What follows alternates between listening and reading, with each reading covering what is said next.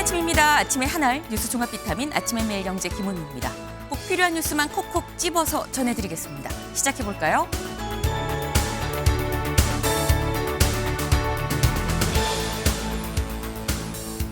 네, 중앙일보 일면입니다. 내란 특검 조은석, 김건희는 민중기, 순직해병, 이명헌. 이게 무슨 얘기냐? 네, 지금 현재 국회에서 어제 특검 추천안을 보냈는데 어제 밤늦게 당일 바로 이재명 대통령 특검을 임명을 했다라는 거죠. 내란 특검은 이 조은석 전 감사원장 대행, 그리고 김건희 특검은 민중기 전 서울중앙지법원장, 그리고 이 최상병 특검, 순직해병 특검, 최상병 특검은 이명현 전 국방부 검찰당 고등검찰부장이 특검으로 임명이 됐습니다. 네, 말씀드렸죠. 이례적으로 국회에서 이 추천안을 보내자마자 거의 바로 임명이 이루어졌다. 일사천리, 정광석화라는 표현이 생각이 드는데, 이렇게 되면 이제 수사팀을 구성해야 됩니다만 최장 20일 정도 걸린다는 이 수사팀 구성도 20일 다 안 쓰고 구성되지 않겠느냐라는 생각이 좀 듭니다.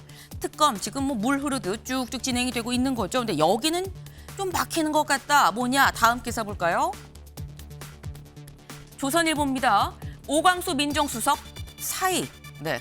오광수 민정수석 그동안 여러 논란들이 있었습니다. 차명 부동산 의혹, 그리고 차명 대출 의혹도 받고 있는데 직전까지 변화되었지만 모두 검사 때 이런 일들이 있었다라는 거죠. 관련해서 오 수석이 먼저 사의를 표했다라는 조선일보의 보도입니다. 그럼 이렇게 되면 관건은 사의를 표명을 했는데 이 사의를 이재명 대통령이 받을 것이냐 말 것이냐가 되는 거겠죠. 자칫 첫 번째 낙마가 될 수도 있습니다.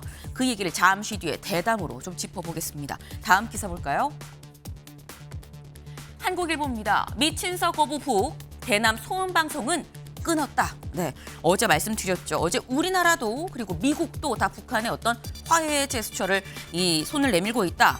근데 미국이 내민 손, 친서는 받지 않았어요. 거부를 했는데 우리나라가 내민 대북 확성기 방송 중단에 대해서 화답하듯이 대남 소음 방송은 끊었다라는 겁니다. 네, 사실 트럼프 정부에서 자칫 북한이 우리가 아니라 미국과 다이렉트로 얘기를 하면 어떡하냐, 우리 코리아 패싱하면 어떡하냐라는 우려가 있었었는데 우리로선 가장 좀 좋은 그런 상황이라고도 좀 볼 수 있을 것 같습니다. 다만 선의가 선의로 그리고 평화로 쭉 계속 이어질 수 있기를 좀 기대를 해봅니다. 다음 기사 볼까요?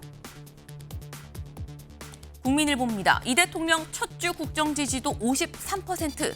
지난 정부보다, 윤석열 정부 때보다 5%포인트가 더 높다라는 거죠. 여기 보겠습니다. 이재명, 윤석열 정부의 첫 주 국정 지지율이 지금 나와 있습니다. 파란색이 이재명 정부고요. 빨간색이 윤석열 정부인데 현재 파란색 잘하고 있다가 이재명 정부 53, 윤석열 정부 때 48이었었다. 5%포인트가 더 높다. 반면 이 잘 못하고 있다가 이재명 정부 때 19%, 윤석열 정부 때 29%였다라는 거죠. 그래서 윤석열 정부에 비하면 상당히 좀 잘하고 있다라는 얘기가 나옵니다. 다만 여기 좀 볼까요? 전문가들은 이런 얘기도 덧붙이고 있다. 국민 통합에 더 신경 써야 합니다라는 얘기를 하고 있다라는 거죠. 아직 인사, 정책 측면에서는 어떤 통합의 메시지가 구현될 만한 가시적인 게 나오진 않았습니다.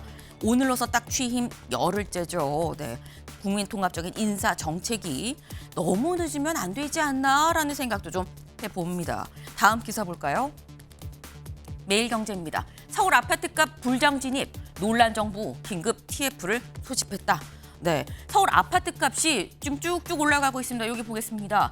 주간 상승폭이 0.26%로 확대됐다. 근데 이 수치가 작년 8월 말 이후에 지금 한 9개월째, 이 9개월 만에 가장 높은 수치다라는 거예요. 네, 그러다 보니까 긴급하게 지금 TF를 소집해서 어제 회의를 열고 정책 수단을 총동원해서 점검을 좀 하겠습니다라고 얘기를 했는데 발빠르게 일단 대응에 나섰죠. 발빠른 대응이 불을 끌 것인지가 관건입니다.